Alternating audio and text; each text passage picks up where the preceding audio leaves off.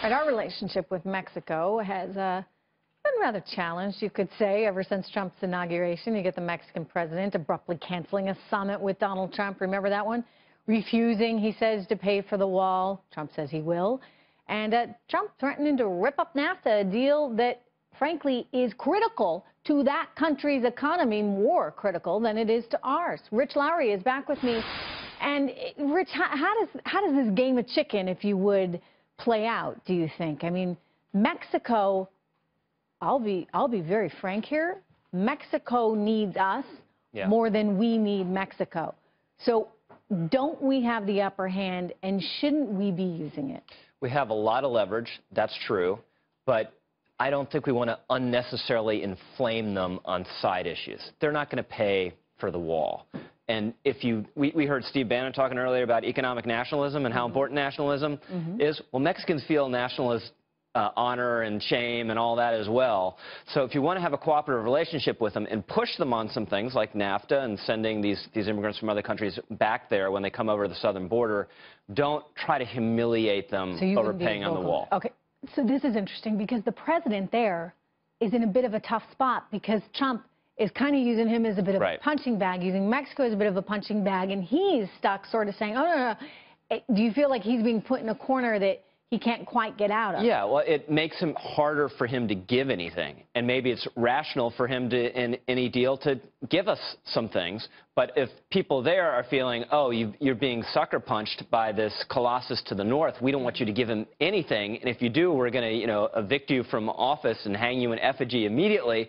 It makes it really hard for us to get anything from them. Well, then, okay, so that's the negotiation issue. But what about the border control issue? I mean, you've got people that have come here from Mexico, have committed crimes. They need to go back. Yes. And Mexico's like, hey, we don't want them. Well, we don't want them. And they don't belong here. How do we get Mexico to take them back when they're effectively trying to refuse that?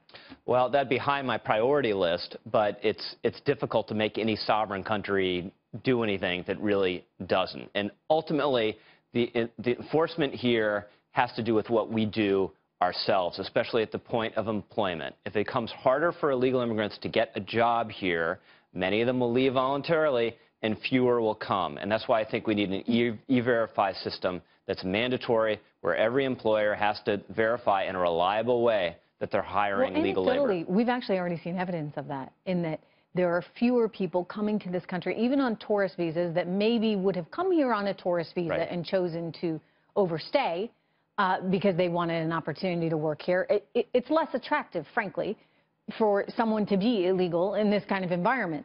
Exactly. Where it's dominating the news cycle. That's the thing. I think if nothing happened, if none of this additional enforcement happened, and all you had was the announcements of it, and all the furor about it, and the newspaper coverage, and the left freaking out, that itself would diminish the flow of illegal immigrants here. Just the message that we're now serious about these laws and enforcing. And in other words, you can't come here and expect to be on the gravy.